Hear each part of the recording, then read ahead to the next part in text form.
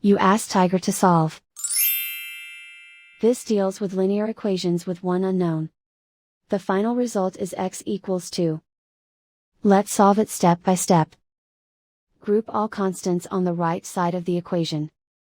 Subtract 8 from both sides. Simplify the arithmetic.